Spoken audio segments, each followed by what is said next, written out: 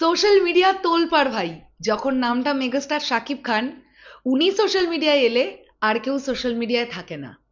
গোটা বাংলাদেশ, গোটা সিনেমা প্রেমী মানুষেরা এই মানুষটার জাস্ট ক্রেজের দখলে থাকে, কারণ মানুষ মেগাস্টার শাকিব খানকে ভালোবাসে।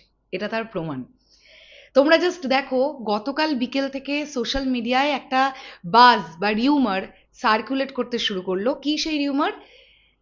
এই সিনেমাটা, মানে কোন সিনেমাটা, ডিরেক্টর মেহেদী হাসান হৃদয়, রিয়েল এনার্জি প্রোডাকশন হাউসের ব্যানারে মেগাস্টার শাকিব খানের যে নতুন সিনেমাটার সাইনিং হয়ে গেল কিছুদিন আগে, সেই সিনেমাটার নাম বা টাইটেল নাকি হতে চলেছে নিঃস্ব।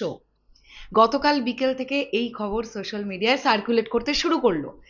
এক্সটেন্ড লেভেল পর্যন্ত গিয়ে সার্কুলেট হলো। প্রচুর ক্রিয়েটাররা ভিডিও করলো, প্রচুর ক্রিয়েটাররা পোস্ট করলো, লেখালেখি হলো, কাইন্ড অফ ফ্যানমেড পোস্টার্সও তৈরি হতে শুরু করলো এমন একটা মোমেন্টে, যখন ডিরেক্টর মেহেদী হাসান হৃদয়ের সঙ্গে যোগাযোগ করা হলো, তিনি বলছেন, আমরা কোথাও বলিনি এই সিনেমার নাম নিঃস্ব।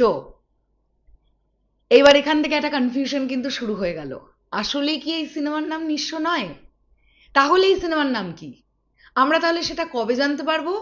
খুব তাড়াতাড়ি এই সিনেমাটার টাইটেল অ্যানাউন্সমেন্ট ভিডিও আমাদের সামনে প্রেজেন্ট করবে টিম। তাহলে আমরা সেই দিনই জানতে পারবো যে এই সিনেমার নাম নিঃস্ব কি নিঃস্ব নয়। আর যদি এই সিনেমার নাম নিঃস্ব হয়, তাহলে বলতে হবে যারা ইনসাইডার আপডেটগুলো কালেক্ট করে ভাই, তাদেরকে অবশ্যই একটা স্যালুট। কারণ মেগাস্টার শাকিব খান কোনো একটা সিনেমায় কাজ করবেন আর সেই খবর টুকটাক টুকটাক করে লিক করবে না, এটা হতেই পারে না।